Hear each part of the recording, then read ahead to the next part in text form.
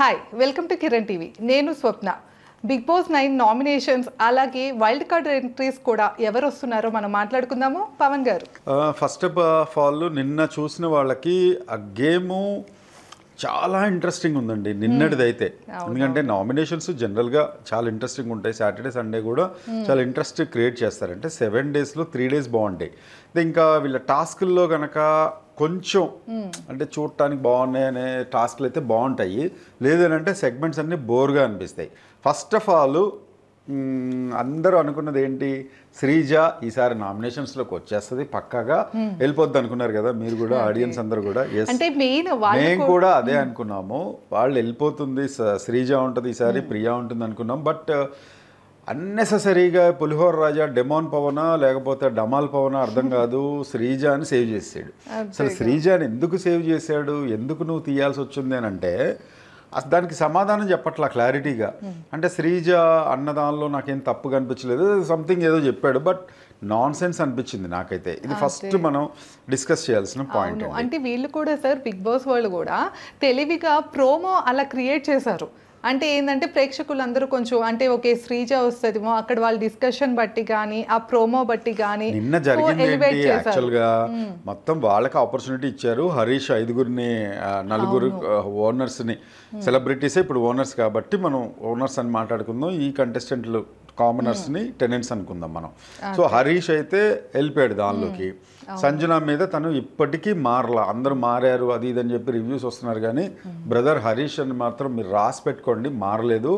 అతను ఏ మాత్రం అసలు కొంచెం సెన్స్ ఆఫ్ హ్యూమర్ వస్తుంది, ఆ పోనీలే అమ్మయ్య రిలాక్స్ అయ్యే టైంలో మళ్ళీ ఏదో విషయం కక్కినట్టేదో మాట్లాడుతుంది. మీరు నిన్న ఈవినింగ్ ప్రోమో చూస్తే కనుక మనం దాంట్లో హరీష్ అందరినీ ఓకే అందరూ ఓకే మీరే అన్నట్లు పాయింట్అవుట్ చేస్తూ మాట్లాడుతుంటే హరీష్ గారిని అసలు అందరినీ ఒక రాంగ్ వర్డ్ యూజ్ చేశాడండి. ఏంటంటే మీరెంత పతివ్రతల్లో తెలుసు మాకు ఏదో సంథింగ్ ఏదో అన్నాడు, వచ్చారండి సంథింగ్, అది అసలు నాకు ఐడియా రావట్లేదు. లైవ్లో చూసిన వాళ్ళు పట్టేసి ఉంటారు అది.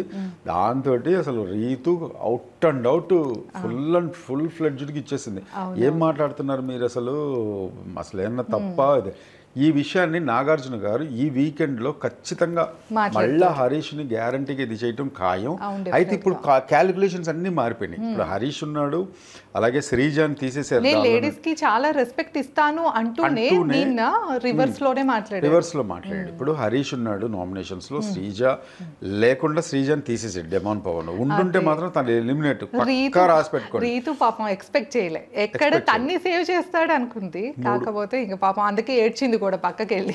తర్వాత ఏడ్చింది. కాకపోతే ఏంటంటే ఇక్కడ రీతు కంపల్సరీగా సేవ్ అవుతుంది అని చెప్పి అందరికీ తెలుసు, ఎందుకంటే తన గేమ్ కొంచెం మారింది.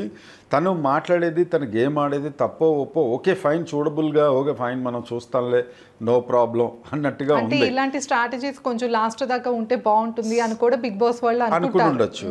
శ్రీజాది కానీ ప్రియాది కానీ అసలు ఎప్పుడు వీళ్ళు నామినేషన్లోకి వస్తారు. ఇప్పుడు ఇది చూస్తే నాకు ఏదనిపించింది అంటే, రాజమౌళి సినిమా మర్యాద రామన్న సినిమాలో సునీల్ ఎప్పుడు గుమ్మం బయట కాలు పెడితే వేసేద్దామా అని చెప్పి విలన్స్ అందరు ఉంటారు కదా అవుట్ ఆఫ్ ఫన్, అలాగే ఎప్పుడు వీళ్ళు నామినేషన్స్లోకి వస్తారా ప్రియా అండ్ శ్రీజ వేసేద్దామని. అయితే ఇప్పుడు ఆడియన్స్లు కొంతలో కొంత మేలు ఏంటంటే హరీష్ అండ్ ప్రియా వచ్చారు. మేబీ హరీష్కి కూడా ఈసారి మైనస్ అయ్యే అవకాశాలు, నా ఉద్దేశం ప్రకారం నామినేషన్స్లోకి వచ్చాడు కాబట్టి ఎలిమినేట్ అయ్యే అవకాశాలు ప్రియా కన్నా కూడా హరీష్కి ఎక్కువ ఉన్నాయని నా అభిప్రాయం. ఎందుకంటే వాళ్ళని ఒక మాట తప్పుగా అనడం ఒకటి, తర్వాత అతను ప్రిటెండ్ చేసే విధానం కానీ, నేను అనలేదని కానీ, నాగార్జున గారి ముందే అతను వితండవాదం కానీ ప్రియా కన్నా ఎక్కువ వితండవాదం చేస్తున్నాడు. ఇది క్లియర్ కట్ అండి, మీరు కావాలంటే వెళ్ళి చూసుకోండి. అందరూ ప్యాచప్ చేయాలని సంజన గారు లాంటి వాళ్ళు ప్రయత్నించిన ప్యాచప్ అవ్వకపోగా ఆవిడ ఎప్పుడో చేసిన విషయాలు లేకపోతే ఇంకోటో ఆవిడ మీద కక్ష కట్టేశాడు, నో డౌట్. ఫస్ట్ నేనే కెప్టెన్ అవుతా అనుకున్నాడు, అవ్వకపోయేసరికి అందరూ నెగిటివ్ అయ్యేసరికి సంజనాకి ఓట్స్ వచ్చేసరికి కంప్లీట్గా పేకల మీద దాకా పెట్టుకున్నాడు. బట్ సంజనాకి ఎలాంటి డౌటు లేదు, చాలా ఈజీగా నామినేషన్స్లో నుండి తనకి ఎంత ఓటింగ్ శాతం కంప్లీట్గా వచ్చేస్తుంది. ఇక్కడ హౌస్ ఓనర్స్ కూడా ఒక తప్పు చేశారండి. ఏంటంటే వాళ్ళలో వాళ్ళు మాట్లాడుకొని ఆశా శైని అంటే ఫ్లోరా శైనిని సేవ్ చేయాల్సింది. ఇక్కడ సుమన్ శెట్టి నిన్ను సంజనాని సేవ్ చేశారు. అది ఎలాగో వాళ్ళు సేవ్ అవుతారు, ఎందుకంటే వాళ్ళకి అంత మంచి బజ్ ఉంది. నాగార్జున గారు చప్పట్లు కొట్టారు. హౌస్ ఓనర్స్లో కూడా భరణి గారికి కానీ, రీతుకి కానీ, సంజనాకి కానీ వీళ్ళకి కూడా మనం ఎలాగ ప్రొజెక్ట్ అవుతున్నాం బయట అనేది ఇంతగా అర్థం కావట్లేదు అనుకుంటా. అర్థమై ఉంటే అరే మనం ఎలాగో సేవ్ అవుతాం, ఓకే ఫ్లోరా షైని పాపం ఆవిడ నిన్న చాలా స్టాండ్ తీసుకుంది, నాకు జైల్లో ఇచ్చారు, okay fine I'm happy enjoying అని చెప్పి పాపం ఆవిడ మనసులో బాధ ఉంటుంది. ఎంతమంది పాయింట్అవుట్ చేస్తే తప్పు చేసినా సరే, అంతమంది పాయింట్అవుట్ చేస్తే సంజనాకి తప్పు చేసినా కూడా ఆ అమ్మాయి మీద నెగిటివ్గా అందరూ మాట్లాడుతుంటే బయట పాజిటివిటీ పెరిగింది. మరి ఫ్లోరా షైని కూడా అదే విధంగా పెరగాలి కదా. పాపం అమ్మాయిని అందరూ టార్గెట్ చేసి నువ్వు బోరింగ్ అని అంటే మెయిన్ ఏంటంటే సార్ తను కొంచెం కూడా అంటే ఓకే ఇప్పుడు అందరూ అంటున్నారు తన్ని బ్లేమ్ చేయంగానే తను కొంచెం అయినా డిఫీట్ చేయట్లేదు, అలా కాకుండా యాక్సెప్ట్ చేసేస్తుంది. జనాలు కూడా ఏంటంటే కొంచెం బజ్ అనేది ఎక్స్పెక్ట్ చేస్తారు కదా. ఆవిడని కూడా నాకు తెలిసి ఈసారి ఫ్లోరా షైనిని కూడా సేవ్ చేస్తారు, ఎందుకంటే అది కామనర్స్ మీద ఉన్న కోపంతో వీళ్ళని సేవ్ చేస్తారు. ఎందుకంటే అదొకటి ఉంది. నేను చెప్పిన రీజన్ కూడా ఏంటంటే అందరూ పాయింట్అవుట్ చేస్తే ఇప్పుడు చెడ్డవాడైనా సరే నువ్వు చెడ్డ అనేది సింపతి అనేది గెయిన్ అవుతుంది. సుమన్ శెట్టికి సింపతి కాదు, తనకి క్రేజ్ ఉంది బయట, తన మీద చాలా మంది ఫ్యాన్స్ ఉన్నారు తన మీద. సో తను ఈజీగా సేవ్ అయిపోతాడు. అయితే ఇప్పుడు థ్రెట్ లో ఉందండి, ఒకసారి మీరు చదవండి. Harish sir first Harish okay అండి, హరీష్ 90% డేంజర్ జోన్ లో ఉన్నాడు.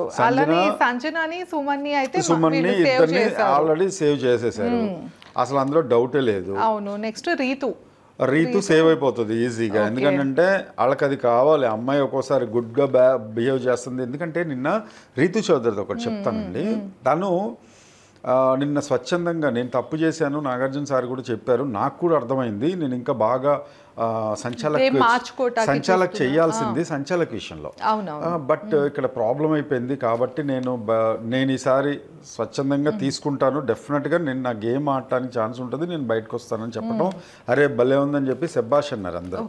మళ్ళా ప్రోమోలో మళ్ళా అమ్మాయి ఏడవటం వరకు ఓకే, ఎవరికైనా బాధ అనిపిస్తుంది, అరే తను నన్ను సేవ్ చేస్తాను అనుకున్నాడు. మరి మరుసటి రోజు నార్మల్గా ఉండొచ్చు కదా. తనుజ కూడా చెప్తుంది నువ్వు ఇక్కడ వచ్చింది రిలేషన్ పెంచుకోవడానికి కాదు, నువ్వు నీ గేమ్ ఆడడానికి అని. మళ్ళీ అక్కడ కిచెన్లోకి వెళ్ళి డెమాన్ పవన్ తోటి మళ్ళీ ఏదో ప్యాచప్ చేయడానికి, మళ్ళీ అదే సేమ్ పులిహోర, పాచిపోయిన పులిహోర మళ్ళీ కలిపి ఏదో ప్యాచప్ చేయడానికి ప్రయత్నించడం అనేది మళ్ళీ డీగ్రేడ్ అవుతుంది. హౌస్ మేట్స్ కూడా అంటున్నారు, డీగ్రేడ్ అవుతుంది. లైవ్ లోనో దేంట్లోనో చూసాను, హౌస్ మేట్స్ కూడా అంటున్నారు ఓకే డెమాన్ పవన్ లేడా, అయితే రీతు కూడా ఇక్కడ లేదు, వీళ్ళు ఎక్కడికి వెళ్ళారు, ఎక్కడో ఉంటారు, వీళ్ళిద్దరూ సైడ్ కూర్చొని మీటింగ్ పెట్టుంటారు అని చెప్పి కూడా అంటున్నారు. ఇప్పుడు గ్రాఫ్ ఇలా పెరుగుతుంది అమ్మాయిది, ఇప్పుడిప్పుడే అరే మంచి క్యారెక్టర్ అని. ఇప్పుడు ఆ మాట అది చూసుకునే కదా తను హరీష్ అన్నాడు, అవును అమ్మా అని చెప్పి ఏదో ఇంకా మళ్ళీ ఆ వర్డ్ యూజ్ చేయడం నాకు ఇష్టం లేదు అన్నాడు కదా. అలా అనిపించుకోవడం దేనికి? గ్రాఫ్ పెరిగేటప్పుడు గ్రాఫ్ పెరగాలి, మళ్ళీ డౌన్ అవుతుంది, మళ్ళీ పైకి వెళ్తుంది. అసలు రీతు చౌదరికి ఇంకా క్లారిటీ రాలా, నీకు ఇంకా బుద్ధి రాలా అన్నట్టు పూర్తి స్థాయిలో రాలేదమ్మా రీతు. నెక్స్ట్ రాము రాథోడ్ సేవ్ అయిపోతాడండి ఈజీగా. కాకపోతే తను గేమ్ ఇంప్రూవ్ చేసుకునే అవకాశం చాలా ఉంది. ఏంటో ఇలా నిలబడుతున్నాడు, అమ్మాయి రీతు తీసుకుంటుంటే ఇలా నిలబడుతున్నాడు. ఒకసారి 2 సార్లు నీకు సింపతి ఓట్స్ వస్తాయి, నువ్వు థర్డ్ టైం ఫోర్త్ టైం ఎందుకు వస్తాయి? నువ్వు ఫైట్ చేయాలి కదా, అదే కదా గేమ్. నువ్వు ఫైట్ చేయకుండా నీ మీదకి ఎవరైనా వస్తే ఫైట్ చేయి. అంటే ఎవరైనా అమ్మాయిని సేవ్ చేసి వీళ్ళు హౌస్ లోకి పంపిద్దామని అనుకున్నారంట ముందుగా. ఈసారి అయితే సేవ్ అవుతాడండి, నెక్స్ట్ టైం అయితే కష్టం. సింపతి ఓట్స్ అస్తమానం రావు, గేమ్ కూడా చూస్తారు ఆడియన్స్. నెక్స్ట్ ప్రియాకి హరీష్ గారు ఎంత డేంజర్ జోన్ లో ఉన్నారో ప్రియా కూడా అంతే డేంజర్ జోన్ లో ఉంది. సేమ్ మర్యాద రామంలో సునీల్ లాగా కాలు బయటికి పెట్టిందా వేసేయడానికి రెడీ ఉన్నారు ఆడియన్స్. ఇద్దరిలో ఒకళ్ళు ఖచ్చితం అండి, గ్యారంటీగా. అప్పటిదాకా కూడా అక్కర్లా, సాటర్డే వరకు నేను చెప్తున్నా కదా, వాళ్ళిద్దరి మీదే డేంజర్ జోన్లోకి వస్తారు చూడండి. నెక్స్ట్ పవన్ కళ్యాణ్ అయితే తను మనం నిన్న కూడా అనుకున్నాం, అరే జై జవాన్ అంటాము, అసలు ఈ లోపలికి వచ్చిన తర్వాత ఏం చేస్తున్నాడు? డెమాన్ పవన్కి తనకి పెద్ద డిఫరెన్స్ ఏం లేదు. ఆల్రెడీ బర్నీ గారు చెప్తున్నా కూడా, ఏమంటే మీరు ఇమాన్యుయల్ చెప్తున్నాడు, మీరు ఎవరితో మింగిల్ అయినట్టు కనపడట్లా, మీరు ఏదో లిమిటెడ్గా ఉన్నారు. నిజమే అది. నిన్న చూడండి శ్రీజ ఇది చేస్తే చాలా హెవీగా కన్సోల్ చేసేస్తున్నాడు తను వెళ్ళిపోయి. నువ్వు ప్రియాతోటి శ్రీజతోటి మాత్రమే ఉంటున్నావు, అప్పుడప్పుడు హరీష్ తోటి, అంటే ఓన్లీ అగ్ని పరీక్షలో ఎవరైతే ఉన్నారో వాళ్ళతో పాటే ఉంటున్నావు తప్ప మిగతాది నీకు ఎవరు పట్టట్లే. హౌస్లో నువ్వు ఉన్నావా లేదా అని కూడా తెలియట్లా, ఆ కార్నర్ కెమెరా తిప్పితే తప్ప. అదే అన్నాడు. సో అలా ఉంటే మాత్రం పవన్ కళ్యాణ్ని నచ్చడు జనాలకి ఫర్ షూర్. ఒకటి ఏంటంటే సార్ మనకి తేడా ఎక్కడ తెలుస్తుంది అంటే సెలబ్రిటీస్ కొంచెమైనా వాళ్ళతో మింగిల్ అయిపోతున్నారు, వీళ్ళకు ఇండివిజువల్ గేమ్కి ట్రై చేస్తున్నారు. ఆ కామనర్స్ వచ్చేపాటికి ఎంత కాదన్నా వాళ్ళనే సేవ్ చేసుకుంటున్నారు. బయట వీళ్ళతోనే ఎంతసేపు సెలబ్రిటీస్తోనే వాదన అనేది చూస్తున్నాం. సో నిన్న నాకు తెలిసి కూడా వాళ్ళు హరీష్ని కూడా బిగ్ బాసే కావాలని వాళ్ళ మధ్యన గొడవ పెట్టాలి, సో వాళ్ళ మధ్యన ఉన్నది కూడా బయటకు తెలియాలి అని హరీష్ ని కార్నర్ చేసేలా చేశారు. ఎగ్జాక్ట్లీ అండి. దీని గురించి ఎవరైనా సరే అండి మీకు అనిపించింది కూడా మీరు కామెంట్ చేయొచ్చు. కావాలంటే మీరు ఏదైనా అనుకుంటే మాత్రం ఒక వీడియో కూడా పంపండి, మేము దాన్ని దీని లోపల టెలికాస్ట్ చేసే అవకాశం కూడా ఉంటుంది. ఇదేం పెద్ద రాకెట్ సైన్స్ కాదు. మీరు అనుకుంటుండొచ్చు, మీరు సినిమాలు కానీ అవి చెప్తారు, పవన్ కళ్యాణ్ గారి గురించి మాట్లాడతారు, పొలిటికల్ చేస్తారు, హాట్ టాపిక్స్ ఏదైనా ఉన్నా మాట్లాడతారు, ఒక్కోసారి పుల్వామా గురించి కూడా మనం మాట్లాడతాము. అన్ని విషయాలు మాట్లాడడమే జర్నలిజం అండి. ఎందుకంటే కొంతమంది కాల్స్ చేశారు, ఏమంటే బిగ్ బాస్ కూడా చెప్తున్నారు అనాలిసిస్, అది మీకు అవసరం అని. జనాలకి ఏది నచ్చితే ఏది నచ్చుతుంది అని అంటే దానికి ఒక మంచి రివ్యూ ఇవ్వటం అనేది పెద్ద తప్పేం కాదు. దీనివల్ల మేమేం పెద్దగా టైం కూడా వేస్ట్ చేస్తలేదు.